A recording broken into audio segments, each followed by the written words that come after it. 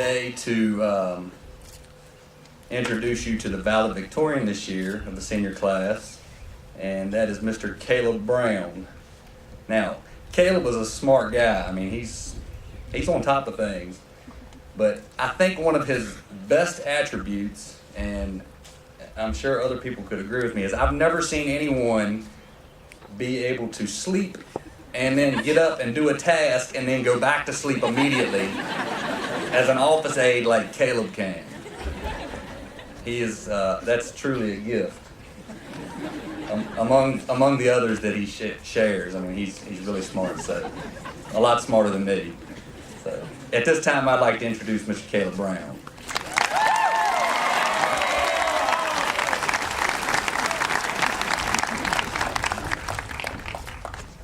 Hey, thank you, Mr. Dobbs. Hey, that really is a skill. I mean, it's your senior year. You get set in the office.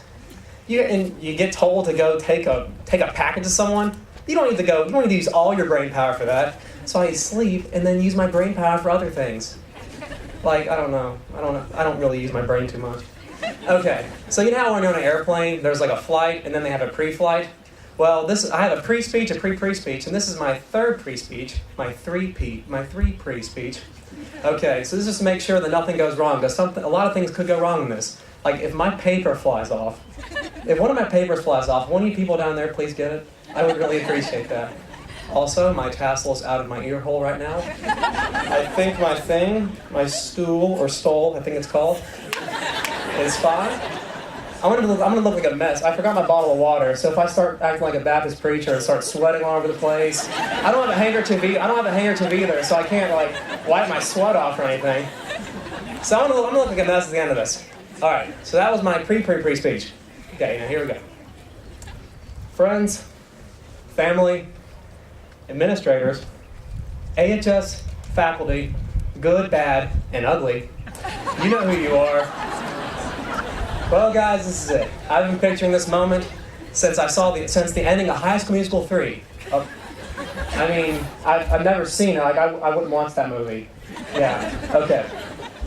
Okay, but before I get started, this is the pre speech. I have two shout-outs to mention. Maddie Robertson, shout out to you. Jacob Stone, shout out to you. These people, many months ago, asked me to mention them in my valedictorian speech, long before I was even declared valedictorian. So I appreciate them believing in me. Also, if I start talking fast, I want everyone to start waving their hands around, so I know to slow down, because I've been told I do that sometimes. All right. So before I start my actual speech, this is my pre-speech, I have some people to thank before I start. First of all, of course, I have to thank God and my Savior, Jesus Christ. And look, I know that everyone and their mother does this kind of thing.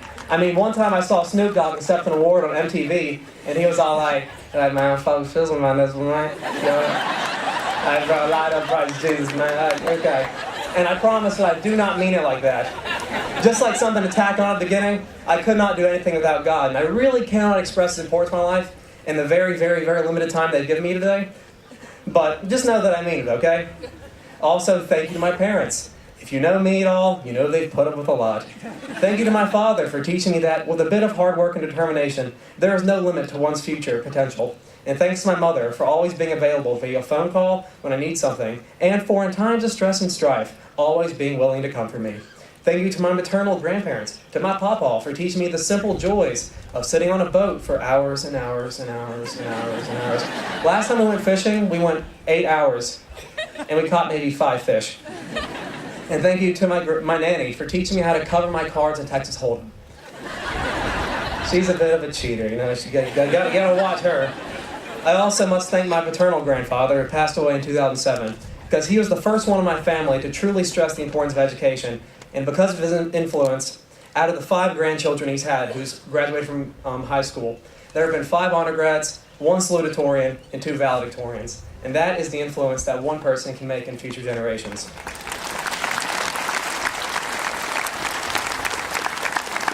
Thank you to my sister, the first best friend I've ever had. And also, you should really pray for her, since she's the one I usually practice my comedic material on. This doesn't just come out, it's a practice, you know? To my various aunts, uncles, and cousins, thank you. For the record, all of my aunts, uncles, and cousins are just as crazy as I am. And it really comforts me to know that it's not my fault. It runs in the family. And whether I'm laughing at you or with you, we always have a great time together. And thank you to my teachers at Sharon Elementary School. Thank you for building the foundation for my love of knowledge. And more importantly, teaching me how to be a good person. Or at least what I think to be a good person. I'm still working on it, you know. Thank you to my teachers at CMS. Look, okay, middle school is a hard time as we trudge through our awkward years. But thank you for always providing happy, smiling faces for me to remind me that on the edge of every hard time or every dark cloud, there's always a sunny horizon. And thank you to all my teachers at AHS, English teachers, Miss Huff, Miss Linson, Miss Swartz, and Miss Hopkins. Thank you for teaching me how to express myself through the beauty of language. Science, Miss Gibson, Mrs. Engel, Dr. White, Dr. Kolb, Dr. Nicholson. Thank you for teaching me how to observe, how to love all the beauty of our amazing universe, and most importantly, how to say why. To my history teachers, Mr. Bartley, Mrs. Reed, and Mrs. Nicely, I just think history's cool. Yeah. And to my math teachers, Mrs. Farmer, Mr. Nipper, and Mr. Appel, and Dr. Nicholson, you tried, but I still don't like math. But thanks for trying anyway, though. Thank you to Mr. Graham and the Governor School program for giving me the most rewarding experience in my high school career. If any people out there want to do it, I would highly recommend it. And thank you to all my pastors and my church family at Emmanuel Baptist Church, specifically Pastor Mark and the youth group. You all have provided me with many of the best experiences and memories of my entire life. Thank you to the AHS administration and to AHS itself. I mean, I'm not going to lie, AHS is nowhere near being a perfect school, but I can say with pure confidence that AHS was and is the perfect school that I could have gone to. Throughout my time here, I've learned and experienced so much, both academically and otherwise. I could not be who I am today, and none of us could be who we are now without our time here at AHS. And finally, thank you to all my friends whom I have loved and who have loved me throughout my last 18 years. More than anyone else, you all have taught me how to be happy. And that includes my girlfriend, who I love very much. She puts up with a lot too, by the way, just letting you know. Oh yeah, and thanks to the Academy. All right. So that was my pre-speech, and now for the main event. I may be able to finish by 7:30. I don't know. Just kidding. Actually, all my thanks ties into the major theme of my message to you all today, which is how our seemingly distant past can continue to exist and help us into our respective futures, which I believe can come through appreciating and remembering the past. Throughout the last century or so, a group of philosophers called the existentialists pondered on certain fundamental questions concerning existence, such as, what does it mean to exist, man? How can one be, and can something continue to exist past death? All these guys came up with some ideas attempting to answer these questions, and even though all these philosophers are much smarter than I could ever be, I have my own ideas concerning this. To put it simply, I believe that something's existence is often dependent on its existence both in physical reality, our world, and people's minds. Now this may sound like a bunch of pretentious bull, and it partly is. But hold on, I think I might be going somewhere with this. To apply to our lives, I believe that we, the AHS class of 2017, are the last vestige of a bygone era in the history of Alleghany High School. We're the last of a generation here. For example, we are the last class to ever have to pretend to tuck our shirts in walking through the halls. We're the last class to ever try to brave a class taught by the man, the myth, the legend, Jeffrey Bartley. And the last ones to ever, at the end of the day, gather around the speakers to hear the melodious words, "It's time for Bus Bingo!" There will be no Bus 12 today. I don't think Bus 12 existed. It was never there. Anyway, guys, with us, those things, the spirit of old Alleghany, leaves with us, and they will never come back. However, just as earlier when I thanked pretty much everyone I've ever met, these people and things, even those long passed away, can continue to exist in some form in our minds, and, therefore, can continue to help us and guide us in our futures. Look, even if you don't have all positive memories here at AHS, I believe that we should still look back here on our memories here with fondness. Even if you think this is a stupid place filled with stupid people and you never want to come back here again, remember this place with fondness, because, believe it or not, there may come a time in the future when we think of our time here as the good old days.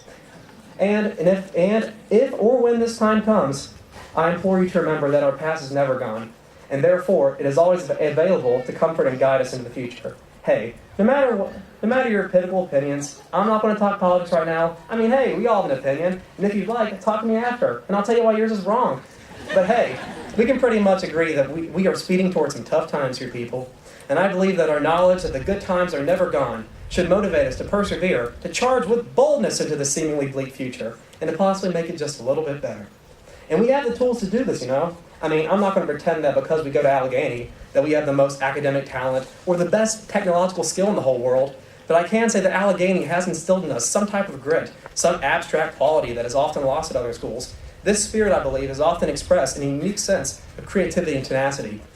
I mean, learning how to survive, adapt, and eventually thrive in an environment often without air conditioning, heating, reliable Wi-Fi, and at one point ceilings gives us a distinct advantage over the more wimpy sort as we plunge into the future. So finally, this is my final advice to you. But like I know anything, by the way, I'm 18 years old and I've never experienced poverty, homelessness, divorce, etc. I can't even balance a checkbook, but I'm supposed to be telling you about life? I don't know. But yeah, this is my advice. This is my advice to you. Always try your best. Live, learn, and love to the best of your abilities. Appreciate those who make your life better, and remember those who used to. And above all, try not to take it too seriously.